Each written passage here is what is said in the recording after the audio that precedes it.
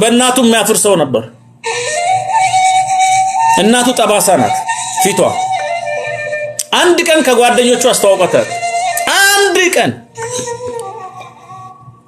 ያፍርባታል። እሱ ዶክተር ነው። ለዚህ ያበቃችው እናቱ ናት። ያለ አባት አሳድጋ አባቱ በልጅነቱ ነው የሞተው ጦር ሜዳ ሄዶ። ጠራችውና ልጄ ለምንድነው ጓደኞችን ማታስተዋወቀኝ?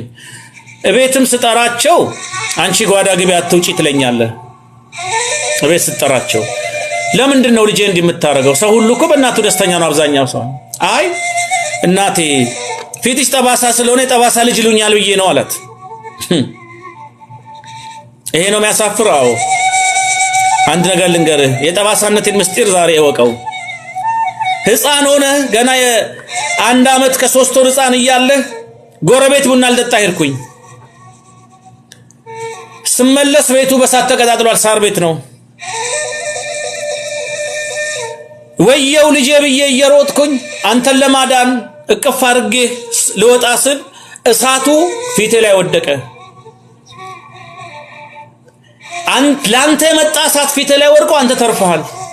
ያንተ የዛሬ ውበት የኔ የፊቴ መጠበስ ነው አለች። ልቡ ተነካ፣ አለቀሰ ይላል።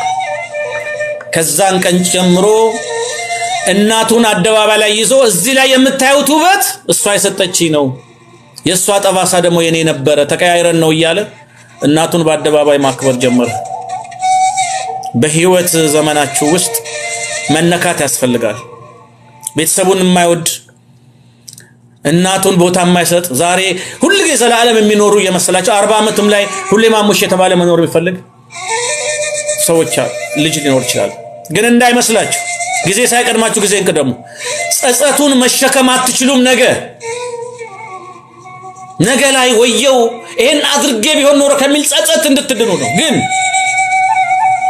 የምትችሉትን ሁሉ አርጋችሁ እረርታችሁ አቅማችሁ የፈቀደውን አርጋችሁ ታማ አስታማችሁ፣ ወንድማችሁ ታሞ አስታማችሁ፣ በችግሩ ደርሳችሁ የሚገባውን ነገር ከናንተ የሚጠበቀውን የሰውነት ግዴታችሁን ሁሉ ተወጣችሁ